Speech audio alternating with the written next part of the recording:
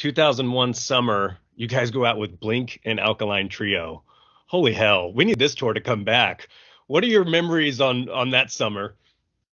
And the craziest thing that I could remember about that was that for me, my dream, like starting in a band, was to tour with Blink. I wanted to be in a band. I wanted to tour with Blink, and then it actually happens. And dude, it was crazy. Do you know what I mean? I always have had this sort of thought in my mind that I try to play every show like it's my last show, and I try to play every show like there's more people there than there are. Mhm. Because in those Blink shows, some of those shows, like all the seats in the front aren't filled, but you need to perform like they're all filled. You know what I Yeah, mean? yeah, It's just one of those things where it's kind of like shooting a video where you have to pretend and you have to give your all, because there could be someone at your show who they don't, obviously they're there to see Blink. You know what I mean? This is Blink's tour. So you're going out there and they're like, these people may have no idea who you are. They may not know your songs.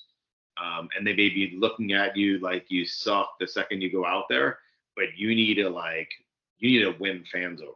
You know what I mean? yeah, You need to get on stage and you need people to leave there going, oh man, that band was pretty good. Let me go check them out. And I think that tour helped us a lot of gaining new fans. Because you have to remember, like, there's different kinds of fans in this world. We always toured a lot before we were on radio and MTV. Um, and then we always, because when radio and MTV ends, a lot of those fans are gone. They're yeah, just A lot of fans are there when something's promoted really on a big level, but they don't know when club shows are coming, and they don't know if your records came out because they're not paying attention to you because they don't hear you on the radio. And back then, it wasn't like streaming and all that stuff wasn't as big. Um, so you're just trying to tour and gain as many fans as you can. And then for us, once the MTV and the radio were gone, we still kind of had a core audience, um, to kind of help us to where we could still tour. You know what I mean? Where yeah. some bands, they get really big on radio right away and then they break up the next year because their song's not on the radio anymore and they don't have a fan base.